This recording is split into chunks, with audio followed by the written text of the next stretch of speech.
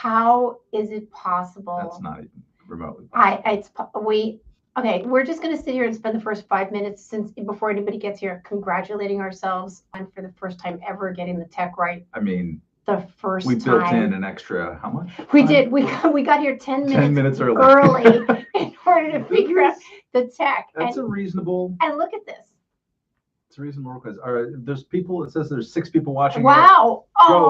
Dudes. Go chat with us. Chat with us. Yeah, here. Send us stuff. Okay. We weren't expecting. But the first thing you do want to see, right? What does this say? Fight like Ukrainians. Fight like Ukrainians. So no definite articles in this language. No. It's Slavic. So this shirt was available. I'd kind of heard about it. And then we wound up going out to this. It's called Art Fest. I think it's called Art Fest. I wrote about it. There's a link over at the one of the articles of Reason. It's a really, really, really, really cool space. They've got this like whole outdoor area where they do concerts. They've got 2 schools. This is where? Sorry, Lviv?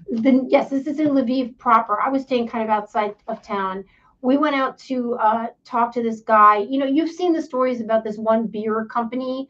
I think they were like, they stopped making beer. They started making Molotov cocktails. That was kind of a big story. And that was the guy, and we were talking to him about that. And I was like, yeah, that was fine, but I want to talk about other stuff. And actually I wound up, I don't know if you know this, I wrote my first little piece for Barry Weiss's. I haven't talked to you. Yeah, we don't, we don't really know each other. It's sort of like pretend we do this. No, but you just got off the plane 5 minutes ago. I know, but anyway, I wrote my first piece for Barry Weiss's Common Sense site, and I interviewed him and talking about like, why are you staying? He talked about, it is cool making the Molotov cocktails. It's necessary, but he also talked about how they created a specific kind of beer recipe, and they shared it with the world, and they're calling it Victory Brew. Oh. And like the hope is that, within the next 2 or 3 weeks. So usually, I guess when you brew beer, it takes like, I don't know, like a month, but this is like a faster one. Hopefully, God willing, 2 weeks, everybody around the world can open this beer at the same time. And it'll be a celebration. So anyway, don't want to say I'm taking the under on that. Yeah, I know. And we're going to talk a little bit about that. But anyway, while I was there, this company, it's called like Aviatrix Scapracicini, whatever. I am starting to learn Ukrainian as of today, but I didn't know it last week. So anyway, they make these shirts, and I guess everybody wants these shirts. And so I bought a couple, and I ordered 8 more. So yeah, they're pretty cool. And also it's important to distinguish between the right people to buy that from and the not right people to buy that from. Look at her. Her eyes are finally opening. I know, man. They shouldn't be. I've been up for 1,000 hours here. But yeah, so when I got there, we walked into the office because the wonderful woman I was staying with in Lviv, Oksana Hutanik, who I wrote about, you guys should go over to reason.com. I posted 3 pieces this week about being in Ukraine and talking to different people. And she had made contact. We were going to go get the shirts right from where they make them. And the woman there, her eyes, Irene, were on fire because someone in the States had found the shirts and were making them because they're like the hottest shirt on the internet. Everybody wants these shirts. And he basically bootlegged them and was making them. And she's like, literally, this is blood money. It's fucking blood money. Like they're selling these, and I think a lot of the proceeds, and I don't know this for sure, but I know a lot of people that are doing things are sending their proceeds to the Ukrainian army. And so anyway, I have the guy's information. I tweeted something about it, but I did not include his information because people are horrible on Twitter, and I'm afraid they're going to like go to his kid's school or something like that. But like, yeah, if you're going to buy one of these shirts, I can actually put a link up somewhere. How about putting a link up somewhere? How about I put a link up on Twitter, because that's how most of you guys found us. And you can buy them there. Apparently it's super busy. Like it's hard to get through, but yeah, they're great. And they've got other like cool stuff too. Anyway, hi, Matt Welch. Hi, Nancy Rommelman. Welcome back to the United States and America. Thank you. I got in literally 20 minutes ago. Matt walked into my apartment and said, we're getting in the studio. So here we are. That's right. So we'll take questions from people. Yeah. We still got 5 minutes before we're live. Yeah. Even though we're live. Yeah. Let's go ahead, Jason. Thank you for coming on, Jason. Thank you for your nice comments. The reason why I'm answering the questions is because Nancy's too vain to wear glasses, and she wants you to see her orange eyeballs. After flying from Warsaw to Paris to JFK. Yeah. Who has the most communist airport between Warsaw and Paris and JFK?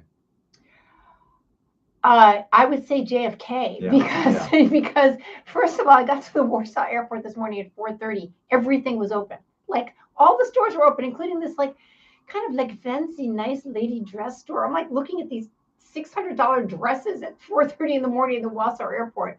It was really nice and like very just nice and clean and smooth. And the Paris airport, I didn't really get to see that much because I had to go through, you have to go through customs, and I didn't even get to eat. I literally have not eaten in like a week. Except for that food on your face in the Twitter video. Yeah, in the Twitter video, A piece of cottage I was cheese.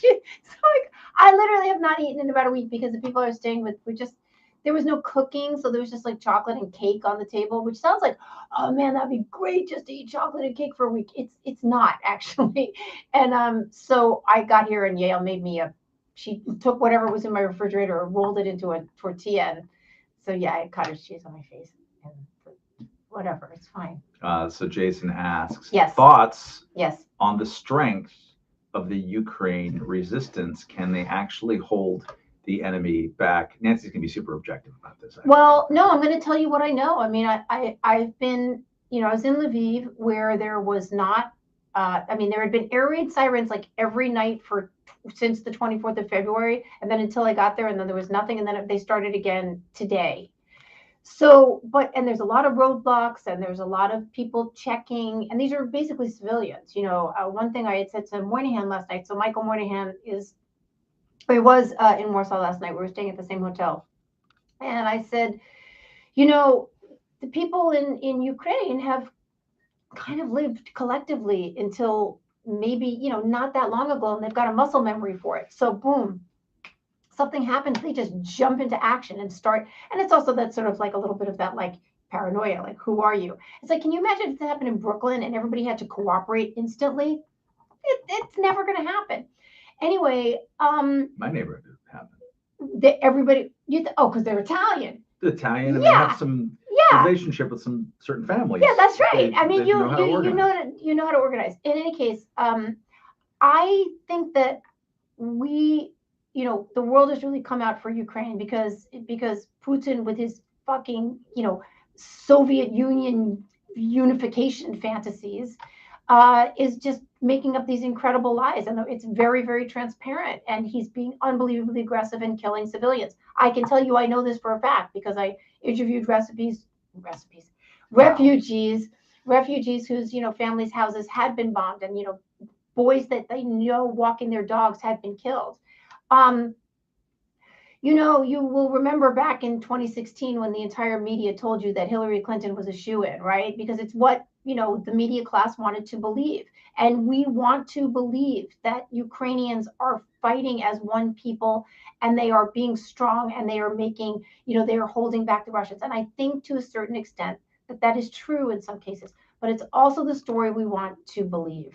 And that is what I would caution, because in terms of strength, I don't know that much about militaries, but I'm going to guess that the Russian military, besides their really shitty tanks and their stuff, the fact that it's so corrupt that nothing's been taken care of. Oh my God, the stories about the tanks are amazing. Just the wheels. Oh my God, the wheels. They didn't rotate the wheels, and then they just stopped. And then I was told a story yesterday that so four Russian tanks roll in. Two of them run out of gas, right? And they get stuck. So the soldiers pile into two tanks to go find gas somewhere. Meanwhile, the Ukrainians run in and they they make them look like Ukrainian tanks. I don't know how, like with flags and stuff. So the Russian tanks come back and they destroy them. and then apparently they start getting chased and they run and they get in a ditch. It's not apparently. I mean, you also know these are like 18-year-old guys that don't really know where they're going or what they're doing there, which may be the case in war very often. But you know what? The Ukrainians know what they're fucking doing there. They're defending their homelands and their families. So I believe the Ukrainians have the heart, and I believe that the world has the heart to help them stay strong and defend their countries and their homelands. I will tell you, every single Ukrainian I've spoken with, every single one says the same thing. We want you to bring a message back to your government, Nancy, because I have a direct line to everybody that needs to know this. Please thank them so much for all the support they've given us over the years, and thank them for the weapons they've given us. But we need weapons. We don't need bodies. We don't want bodies. We can defend our country, but we need weapons, and we need them today. Tomorrow is too late. I have to say, if you're looking at the news in any kind of objective way, the incursions into the country are not good. It's not good, guys. And I read an article yesterday by Charlie Sykes in the Bulwark that really made me sad and fucking depressed, and really made me realize that, this is happening right now. It's not 1939. Okay, this is happening right now. And I've also had someone say to me, it kind of, I think it got cut out of the one of the pieces in Reason, but I put it on something else that I wrote on Substack. Like, I would rather die. I don't want to live under this regime of Russia. I'd rather be dead. And so that's what they're fighting for. They're fighting for their freedom. One of the I'm reading the Tony Jute's, I don't know how to pronounce his last name, Judt, his great book Post-War, which is just a magisterial look at Europe from 1945. I think his cutoff date is like 2000 and something. But I'm reading with a special keen interest in the kind of little remembered period just after the war, because all kinds of resettling had to happen, ethnic cleansing at the wazoo, like exchanges of, all right, you 3 million Germans go this way, and we'll redraw the Polish border this way. Big mess that we tend to forget when people are talking about, this is the greatest refugee crisis since World War II. What they must mean, because it's the only way to be accurate about this, it's the biggest refugee crisis since the end of the World War II refugee crisis. I mean, there's 15 million people who are living in refugee temporary housing status at the peak of it in 1947. 15 million people. So, but one of the things that comes through, because, Germany occupied almost the entire continent there for a while. Where did they fight the hardest, the partisans against German rule? Where did they fight the hardest? Poland, Ukraine, Greece, Yugoslavia. It's all kind of in the same belt, whether it's luck or coincidence or whatever. It happens to be a belt that's kind of at the western edge of Soviet or Russian ambitions and the eastern edge of German ambitions traditionally. So they tend to be hard asses there. But there is a memory in Poland. I mean, the Warsaw Uprising, one of the most doomed heroic actions ever. This stuff is imprinted in the memory, and I'm convinced from 5,000 miles away that it is adding to the sense of Polish solidarity to this, as is the experience of solidarity and the various times that the Red Army and the Warsaw Pact cracked down against Poland during the years of communism. People remember that shit, and it's I think it is impacting the sense of Ukrainians of fighting their own territory. And if Putin thought that he was going to, waltz into a divided country and people would have divided loyalty, I would imagine that sense is pretty much gone. Well, that's exactly what I mean by muscle memory. I mean, that they snap to. Also, before I want to address that, but I do want to say something about well, actually, I will address that. I think that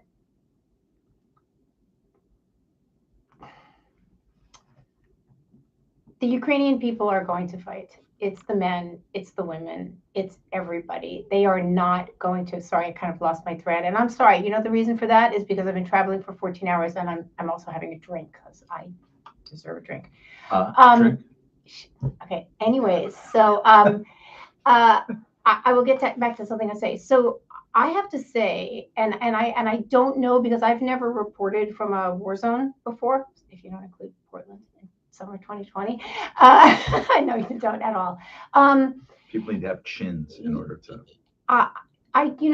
Obviously there's something, people come together, they fight together. They're gonna you extend what you need to do because you need to do it in this crisis situation. I gotta say, the people I have met in Poland and Ukraine are so freaking right there, so direct. So we're doing this right now. And also the men are very masculine. I mean, I've told this story. I'll tell it here only because it really impressed itself upon me. Matt's already heard it, and I wrote it somewhere, I guess, on my Substack or maybe on Paloma. I don't know. There's been a lot of writing this week, but when I was traveling, I had to travel from Warsaw to I can't ever say it. It's right on the border. Prizm, right on the border of Poland, and I had to change in Krakow. And then as I was getting there, I was like, I didn't really know where the stop was, and so I asked this guy who was two seats ahead, Vitaly, and he's like, "Oh no, I'm going there. I'm going there." We go. He was Ukrainian, spoke pretty good English, lived in Rotterdam. He's lived all over the world for the past 12 years. He works on like oil rigs offshore. He builds cars, like just a guy, super nice, like super solid. And we wind up like walking together. So I had thought I could get a train into Lviv. Well, you couldn't. Lviv is right on the other side, well, 70 kilometers from the into Ukraine from the Polish border. Well, you can't. There's no trains going directly to Lviv from Poland. So we got out. There's refugees, people, this and that. We pass like this area where there's like donated clothing and strollers and water, and then we go and we find all these people waiting on a line. What's the line for? Oh, it's the train that's going into Ukraine. Well, it's actually like a transport train, not like box cars, but like very, very rudimentary. And so we waited in a line with about 100 people, including some like kind of paramilitary guys from Washington State that were there. They'd come to like fight. Like their line was, "Yeah, we've always wanted to see Kiev." Like, yeah, okay, they're coming in to fight. Anyway, we spent 2 hours in the cold. Man, it was cold. Watching refugees come out, women, children, it was weird. I didn't really realize they were refugees for a while. And they were like, I kept seeing, I saw 3 or 4 like boys, but they were kind of large and ungainly and a little slow. And I was like, this is kind of weird. I realized, oh, they can't fight because if you're male, you cannot leave the country. You can't leave Ukraine. Between 18 and 60, you're not allowed to leave. You got to stay to fight, but they couldn't fight. So, okay. And then a few old men. Anyway, 2 hours later, we get on the train, we ride it together, and we get out. And I'm now going to meet someone in Lviv at 1 o'clock in the morning, someone I do not know, the husband of someone I also do not, nothing. And all I know is he's wearing a blue jacket. There's 2,000 people outside the train station. Refugees, there's like portage sands and people feeding, and it's orderly. It's not crazy or anything, but I'm like, I got to find a guy in a blue jacket at 1 o'clock in the morning. And I'm walking, and Vitaly's like, no, maybe here. No, maybe he's going to be here. And Vitaly, meanwhile, is trying to get a train to Odessa at 1 o'clock in the morning because he has a house that he built there that since the war started on February 24th, 3 families moved into of his, but all the men were gone. And it was all women and children. And he was going back to make sure everything was okay and then also to fight. I mean, like, okay, I'm going to be crying a lot and maybe in a minute. But anyway, we go, he's like, no, maybe here. So we go up the stairs and he's like, oh, so maybe it is this guy. And he turns around and there's a guy looking at his phone with my picture on it because I sent my picture to his wife because nobody knows who I am, but the hair kind of helps, right? And he goes, you just Nancy. And Vitaly, walk here. You got to do it with me. Vitaly walks up to the guy and they take each other like this and they go, and basically what I took this to mean was, listen, I got her this far safely. You got her now? You got her? Yes, I have her. This is a man I met on the fucking train. And it was, okay, it wasn't like a wartime mentality, just normal. These people, in my estimation, again, like I'm some fucking expert. I've been there 1 week. Everybody is like this. What do you need? What can I give you? What can you do? Like, including me getting out. Was it today? What day is it? I don't know. I think it was Thursday. No, literally, I don't. Yeah. Oh, no, yesterday. Like, you can't get out of Ukraine. You can't get a train out of Ukraine. How do you get out of Ukraine? Well, you know someone who knows someone who knows someone who drives you to the border at 6 o'clock in the morning, which is what I did. Anyway, people, we all have feelings about politics in the world. And someone was writing, I think I read it yesterday or today, like, American attention spans are pretty short. Everyone's like, yeah, rah, Ukraine right now. 2 weeks from now, it's like, whatever, it's a new freaking TikTok video. This is a very, very important story. This is a very, very important thing that is going on in the world. This is a free country who's trying to be taken over by a country that wants to impose their regime on them. And this fucking guy doesn't care if he rules over rubble, and he's killing people. So this is something we should stay on and really do our best to whatever it is, however you work through the world, whether it's just thinking about it, whether it's giving money, whether it's writing, which is what I'm going to do. You've got to help these people. You have to help these people. You have to just pretend it's fucking 1939, okay? Just pretend it is, because it is. Let's cut Nancy off. I'm just going to start scratching holes in the table. And let's read some more questions from KB. How did you explain to people what you were there to do, and how did they react? I just went in and I was there. I'm here from America. I'm a writer. I just want to hear from you. What's going on? Super pro press pass from Paloma. Oh yeah, I made a press pass. My daughter's husband is a art director guy, and he's got like the right kind of machines. I made a press pass, but I've done this before because I'm freelance. I mean, like, I'm sure if I asked an organization that I freelance for, could you make? They could, but what's the difference? Doesn't matter. You put your picture and it says press and Paloma. Laminate that bitch. I laminated that bitch and wore it around. I actually wore it today in the airport because I was like, maybe it's going to help me get through customs faster. But you just go, okay. This I have known since I became a journalist 25 years ago. If you say to people, tell me your story, that's all you need to do. Tell me your story. And right now it's a very fraught time. And everybody, and you have to be a little discerning. But I also was reporting from Lviv, which was pretty quiet right now. But their stories are just as important as anybody else's. So I've told 3. I may get 1 more done. I've done a bunch of stuff for Paloma and the Substack. You just tell people to tell you what's going on, and then they lead you to the next story. And this is my new beat. That's what I'm doing. So yeah. So speaking of that, guys, if there are things you know about or think I should know about or Matt should know about, let us know, because this is what I'm doing now. This is what I'm doing now. KB follows up. I just wondered if people were afraid or not eager to talk because of propaganda and such. No, that was not my experience. They did talk about propaganda. They talked about the piece that's up on Reason today. Was a woman who's Russian. Well, she's half Russian, half Ukrainian. Her mother's Russian, born in Russia. I kind of was curious because your friend Doug in Prague had posted about how there was like a Russian shopkeep, who everybody knew where he lived, or maybe it wasn't where he lived. It doesn't matter. That everybody knew in the neighborhood, and all of a sudden people were boycotting her and being terrible, just like you see people in America being absolutely terrible, like throwing 14-year-old Russian violinists out of orchestras. It's like, okay, I was in Ukraine, which is under attack from Russia, and every Ukrainian I talked to that spoke about it said, we're not mad at Russians. We're mad at Putin and the regime. Okay, it's not about killing Russians or destroying Russians. It's about destroying the system of government that is trying to take over their country. So I didn't have to know. People, I'm also like a nice girl. People trust me, and they should. Jason was going to ask, did you see a lot of foreign fighters coming in? She talked about that a little bit. I saw some numbers in Canada, and they estimate 600 to 1,000 have entered Ukraine to fight. Well, I'll give a little plug for my new friend, Antonia Hitchens, who was in, she was in Warsaw. I was in Lviv, and we started communicating a lot. And then it wound up that she came to Lviv and slept in the bed that I slept in, and I went to her hotel room in Warsaw. Anyway, she is writing about fighters that are coming in, and she's been doing it even before she got to Ukraine. She's been on this story, so that's a story that'll be coming up from her, and we'll certainly maybe we'll have her in here. Oh, well, maybe we will have her in here to talk about it when that story publishes. So the only ones that I saw directly were those 3 guys from Washington State. They look kind of like paramilitary. They look like a cross between paramilitary and Antifa.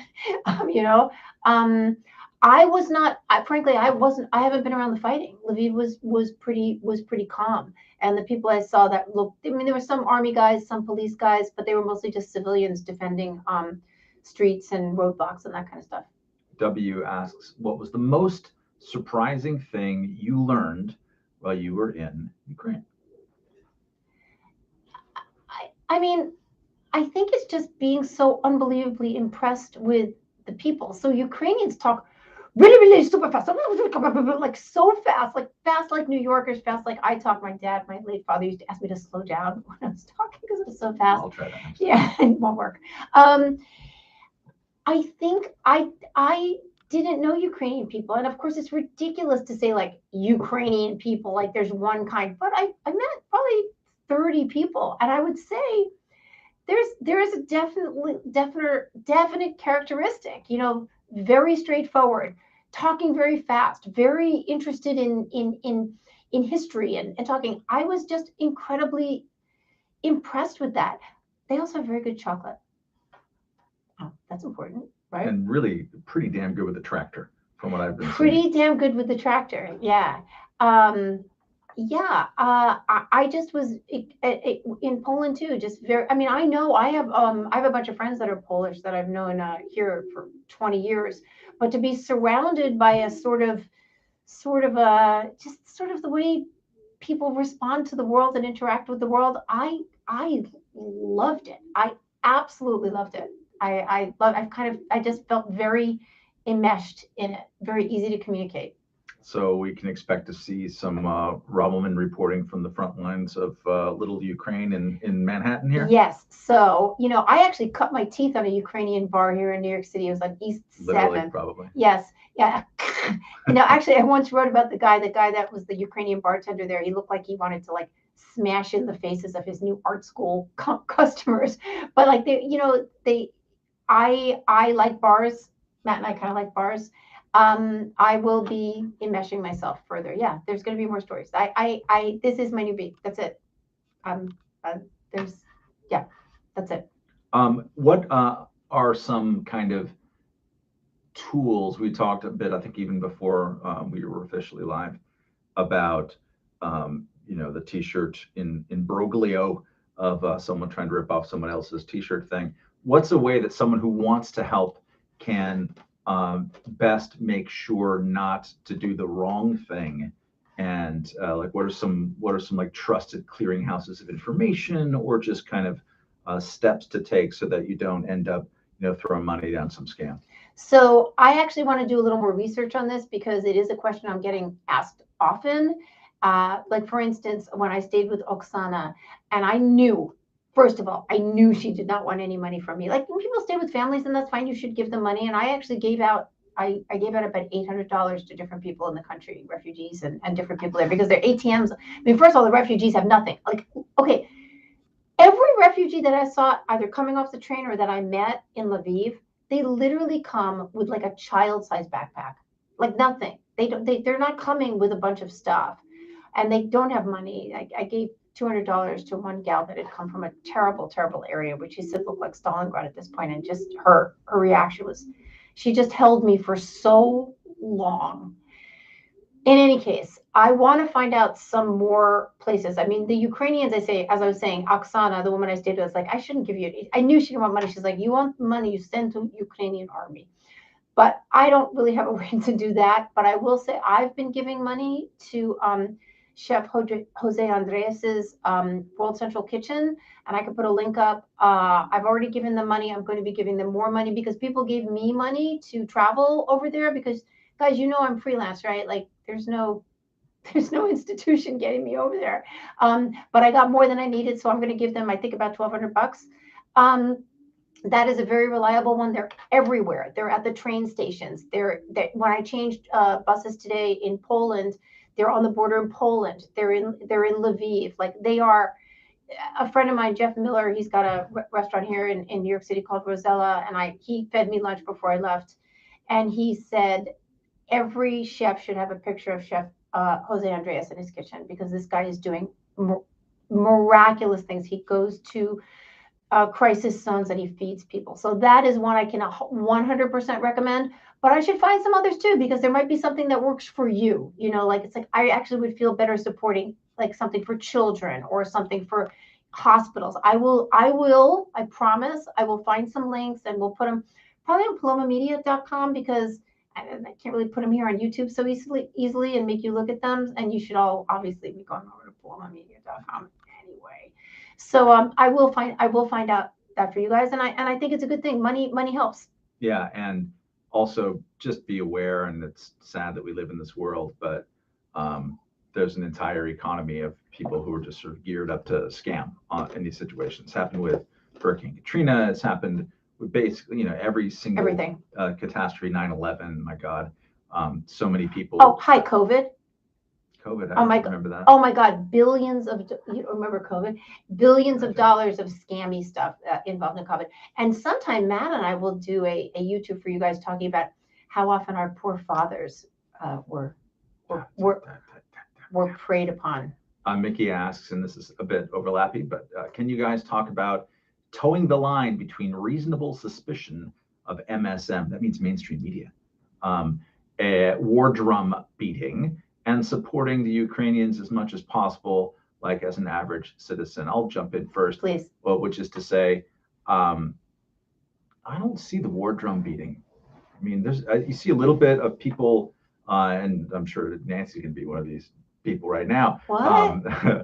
No, but I watch probably more coverage than I have in a while because CNN is tolerable. It's really weird. I'm trying to get used to that.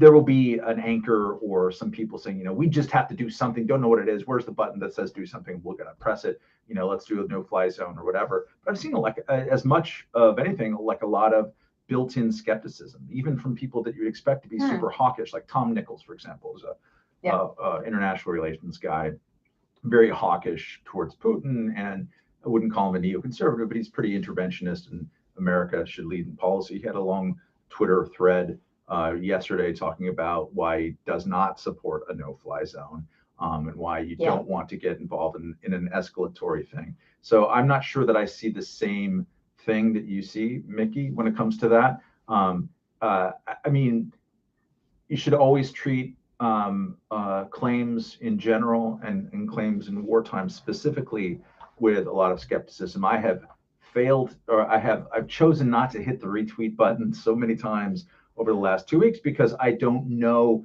whether a given image, atrocity, image that I want to spread because I'm as outraged.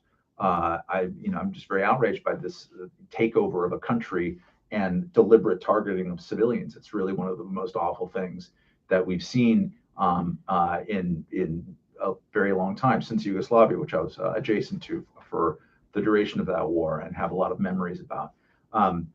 But if I can't trust it, then I'm not going to do it. There was a great piece, I think both of us tweeted it out. It was from BBC, like a 6-minute report. I retweeted yours.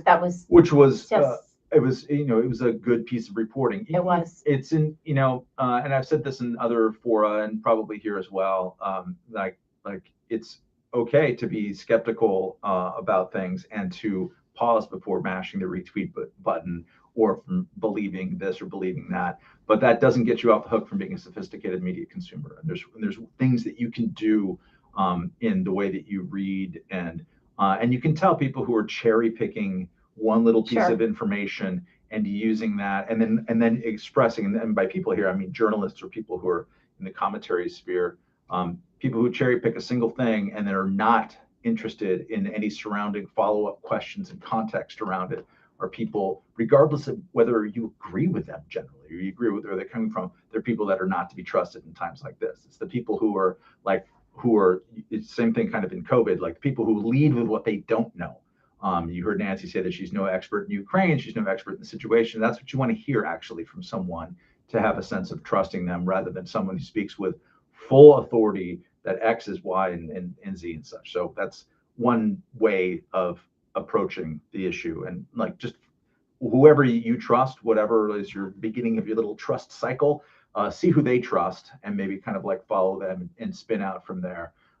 But again, I don't really see the same kind of banging the drum. There's a banging of the drum of sympathy, and I get it. I believe in it and bang it myself. I mean, a country violated another country's sovereignty, which is supposed to mean something, especially to those of us who are skeptical about intervention, should think that strongly, or more strongly than others. So I've talked for too long. Go on. No, you haven't talked for too long at all. I've noticed, because I have been there this week, I've gotten, some kind of like people that normally wouldn't creep onto my Twitter feed, posting things like, well, you do know that, those photos were staged, or, whatever it is, like stuff that's so beyond the pale crazy. And that's easy stuff to say, like, well, these people are freaking nuts, right? But I agree with Matt. You got to check. Like, I'm pretty careful too. Like, I obviously am completely pro, Ukrainians fighting for themselves and getting themselves out of this if possible. But yeah, just check. Just check. Like, just do a little tiny bit of checking before you push the story forward. There's a woman that I think you started following first, or something. She's French, who is her name's like, I think it's Emmanuel, isn't it? Or she, and I could be confusing you with Doug, which happens a lot. But no, she's an independent open source intelligence analyst who looks at video from scenes, and she then corroborates the information to see whether or not this is something that happened indeed recently, and where they said it happened. She's in Brooklyn, actually. She's like in Park Slope or something like that. Really? Yeah, I don't know how. Yeah. She is. I don't know how she found me or I found her or you found her. I don't know what it was, but we started right when I went over there, and I was like, "Oh, where are you?" Thinking she was like, she's like, there. "I'm in Park Slope." I'm like, "Oh my God!" So we actually, she's been actually really great. She does something very. It's almost dead simple in a way, but it's not, because you got to have the brain and the sort of connectivity to do it. Which we obviously, you have the brain to do it, but we don't have the connectivity to figure it out. It's like, okay, here's this picture. They say it's here. Is it really there? Yeah. I mean, you obviously, they're like the ridiculous ones where, Nick Gillespie posted something the other day, like 3,000 likes on this bombing of wherever, and it turned out to be like a video game thing. Yeah, I should probably, and I will be making an interesting list of people to follow. I've done this already with a lot of my tweets over at polomedia.com and the Substack, like some trustworthy people to read that we've found so far that are trustworthy. And also, we're doing a little redesign of polomedia.com, and we're looking to have sort of like a running blog, sort of like the New York Times has on there, like all day long. We're just going to keep giving you some little links on Ukraine that we find to be credible. So if you want to kind of just check up like what's going on, and if you don't want to go to the New York Times, you can come over and see what we're doing there, trying to give you some good information. What? I can't even read the name of it. MJ Pitch. It's hard to say. Even my eyes don't work that way. It says the instant that Adam Schiff says he has the real story, I'll know what to do. That's pretty funny. What to do is usually the opposite. But I would also, it's a good joke, and also a not necessarily the best instincts. And I know you're just joking, and it's good, so I don't want to. I'm not beating you up, but like there's a contrarian path, a contrarian shortcut that people sometimes make, which is exactly that. Like Tom Cotton, who's someone I disagree with about basically everything that comes out of his mouth. If Tom Cotton says that Vladimir Putin is doing a terrible war of aggression, does that mean that I don't get to agree with him? No, it means that I do. That's right. And then also, if he's touting information, you can follow the information. I mean, just it's really easy just to say, well, the same people who said these terrible things, or approved of this or cheered on this terrible policy, are now saying X, so therefore what they say must be untrue. That's not a good shortcut, particularly during war. A lot of people say and back good things, bad things. Everyone, for the most part, has a mixed record. I don't really know many people who don't. And again, it's the ones who have the least amount of certainty that end up being people you can trust. Sandy, hi Sandy. Sandy, hi Sandy. I loved your comment about. So sorry, I was in the bar at Nobu Bar. Nobu's like this fancy sushi place all around the world, and that's happened to be the hotel that Michael was staying on, and Tony had given me a room, and so I posted this. Sandy's like, wait, I know, I'm really glad Nancy's home, but really, there's a Nobu in Warsaw? That was the big news. I thought that was really cute, Sandy.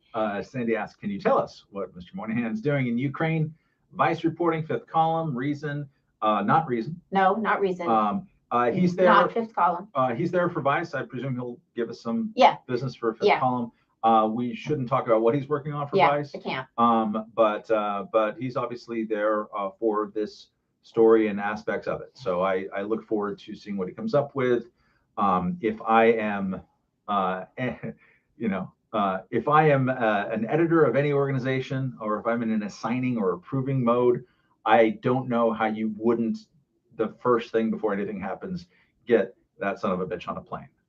This is obviously a story that he was made for. He probably has more books on his shelf about Ukraine than all but one or two bookstores. Speaking of which, I'd like to plug, because it's been a while since I'd gone on a binge over there, the Strand. My God, I went there because I'm working on a very quick, fast, supposed to be cover story for a reason having to do with, I don't know, remaking foreign policy as we know it, based on the Russia-Ukraine situation. And so I needed to go and gorge on some books, and it's great to have a store where that is still actually possible, and you can come home with a haul of 10 that are relevant, and then like, I should have bought those other 10, but I know I'm not going to have enough time. Owned by Nancy Wyden. Her family owned it. Well, I don't know if it's her last name, but she's married to Ron Wyden, who is the senator in Oregon. Is she around your age, younger, older? A little older, maybe. I met her, actually ran into her. I was buying a book there like about 6 months ago, and I recognized her. I was like, hey, and we had a nice little chat. What was the question about? Oh, from questions about Nancy. The name Nancy. Yeah, the name Nancy. And is there anyone younger? No. There's no one after the 1960s. There's no one named Nancy. Except Asian immigrants. Exactly. I was in a manicure place, and the woman's daughter, who was 5, was named Nancy. So anybody like, I know, like whatever, but born in the 1960s and then 5. That's it. There's nobody else. The question was.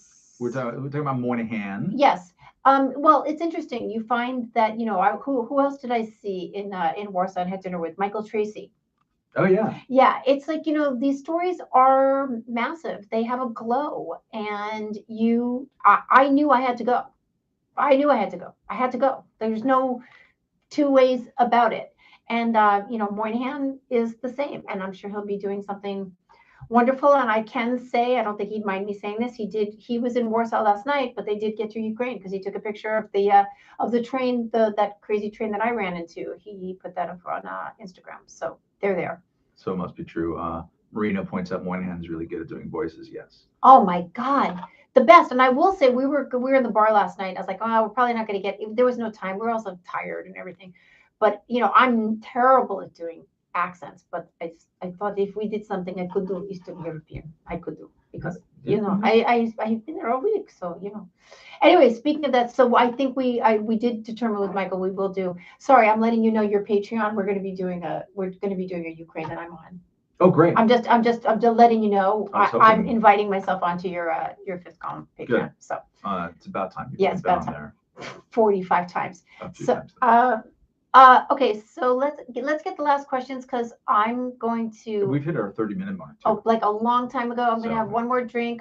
Guys, if I know we always tell you this and it's so freaking obnoxious, but if you could go subscribe over on palomamedia.com, or even become a Patreon member over there, that would be great. We're doing a redesign for you guys, and it's we're going to be dropping some really good stuff, and I would love to have you over there, and you could just know that it's happening. So yeah. So don't really have any more questions unless someone you got 10 seconds to drop a question. And where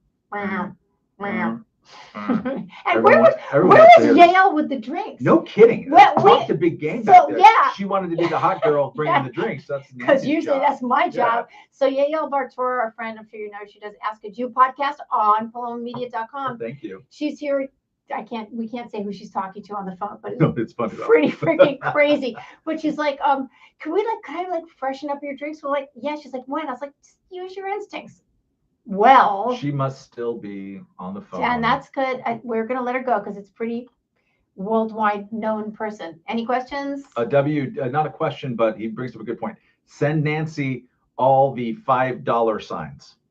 Yeah, we have this thing here. You could give us money, but just go give money on the Patreon. It's more regular, and YouTube never sends us this money anyway. So yeah, guys, thank you. Thanks, Nancy, for coming back. Dobre means Dzień dobry. dobre is good. That's like they say that all the time. But I'm gonna next time we're on here, I'm gonna know more Ukrainian. Yeah. Yeah. Slava Ukraina. Okay. Bye, guys. Bye.